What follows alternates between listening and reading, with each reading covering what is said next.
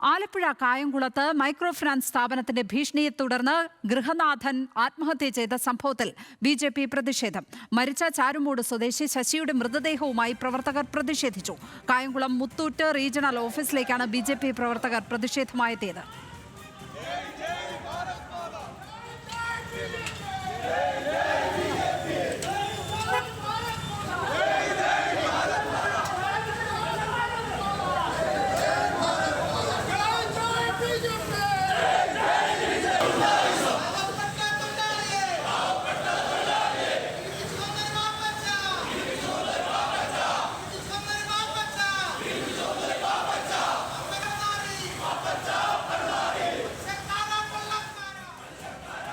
June 30-നാണ് സ്വകാര്യ ധനകാര്യ സ്ഥാപനത്തിലെ ജീവനക്കാർ വീട്ടിൽ എത്തിയതിനെ തുടർന്ന് ചാരുമൂട് സ്വദേശി ശശി ജീവനൊടുക്കിയത്.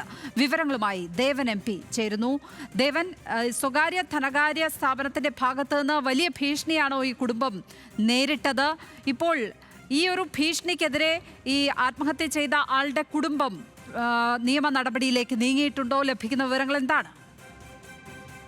ലക്ഷ്മി, കഴിഞ്ഞ 30-ാം തീയതിയാണ് മുത്തൂറ്റ് ഫിനാൻസിൽ നിന്നും ഒപ്പം തന്നെ മുത്തൂറ്റ് ഫിൻകോർപ്പിൽ നിന്നും ഈ രണ്ട് സ്ഥാപനങ്ങളിൽ നിന്നും ഈ കുടുംബം ഈ ഒരു മൈക്രോ ഫിനാൻസ് വായ്പാ പദ്ധതിയിൽ വായ്പ എടുത്തിരുന്നത്. സ്ത്രീകളുടെ പേരിലായിരുന്നു ഈ വായ്പ എടുത്തിരുന്നത്. അതിൽ ഒരു തവണത്തെ, അതായത് കഴിഞ്ഞ ആഴ്ചത്തെ അടവ് മുടങ്ങിയപ്പോഴാണ് ഇത്തരത്തിൽ ഈ രണ്ട് ബാങ്കിലെയും ജീവനക്കാർ ഈ വീട്ടിലേക്ക് എത്തുന്നതും ഗൃഹനാഥനായിട്ടുള്ള ശശിയെയും തടഞ്ഞു വെക്കുകയും ഭീഷണിപ്പെടുത്തുകയും ഒക്കെ ചെയ്തിരിക്കുന്നത്.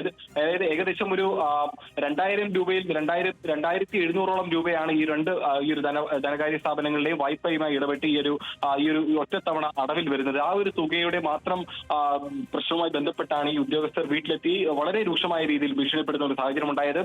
ഈ ഗൃഹനാഥനായിട്ടുള്ള ശശിയെ തടഞ്ഞു വെക്കുകയും മോശമായി സംസാരിക്കുകയും ഒക്കെ ചെയ്തിരുന്നതായി പറയുന്നത്. തുടർന്ന് വൈകുന്നേരത്തോടു കൂടി ഈ മുത്തൂറ്റ് ഫിൻകോർപ്പിലെ ജീവനക്കാർ ആ വീട്ടിൽ നിൽക്കുമ്പോൾ തന്നെയാണ് ഈ ശശി മുറിക്കുള്ളിലേക്ക് കടന്നു കയറി ഈ ഒരു ആത്മഹത്യ ചെയ്യുന്നത്.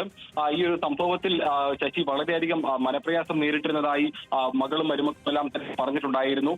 അതിനുശേഷമാണ് ഇന്നിപ്പോൾ ഈ ഒരു മരണവുമായി ബന്ധപ്പെട്ടുകൊണ്ട് വിവിധ രാഷ്ട്രീയ നേതാക്കൾ ഈ ഒരു സംഭവത്തിൽ പ്രതികരണമായി എത്തിയിട്ടുണ്ടായിരുന്നു. മുത്തൂറ്റിന് ഈ ശശിയുടെ മരണത്തിൽ ഈ ഒരു സ്ഥാപനത്തിന് ആത്മഹത്യാ പ്രേരണ ചുമത്തിക്കൊണ്ട് കേസെടുത്ത് അന്വേഷിക്കണമെന്നുള്ള ഒരു കാര്യം പറഞ്ഞിട്ടുണ്ടായിരുന്നു. കുടുംബം ഇത് സംബന്ധിച്ച് കഴിഞ്ഞ ദിവസം നൂർനാട് പോലീസിൽ പരാതി കൊടുത്തിട്ടുണ്ടായിരുന്നു. ഈ ഒരു ശശിയുടെ ആത്മഹത്യക്ക് പിന്നിൽ ഈ ഒരു ധനകാര്യ സ്ഥാപനത്തിലെ ജീവനക്കാരുടെ ഭീഷണിയാണെന്ന് പറഞ്ഞുകൊണ്ടായിരുന്നു അവർ പരാതി നൽകിയിട്ടുണ്ടായിരുന്നു. എന്നാൽ നിലവിൽ പോലീസ് ഇപ്പോൾ ധനകാര്യ സ്ഥാപനത്തിനെതിരെ കേസ് രജിസ്റ്റർ ചെയ്തിട്ടില്ല. ഈ ഒരു ആത്മഹത്യ സംഭവിച്ച ഒരു അസ്വാഭാവിക മരണത്തിന് മാത്രമാണ് ഇപ്പോൾ നിലവിൽ കേസ് എടുത്തിട്ടുള്ളത്. പ്രതിസ്ഥാനത്ത് ഈ ഒരു സ്ഥാപനത്തിന്റെ പേര് ഇതുവരെ വന്നിട്ടില്ല. ഇതെല്ലാം ചൂണ്ടിക്കാട്ടിയായിരുന്നു ഇന്നിപ്പോൾ ബി.ജെ.പിയുടെ പ്രതിഷേധം എന്ന് പറയുന്നത്.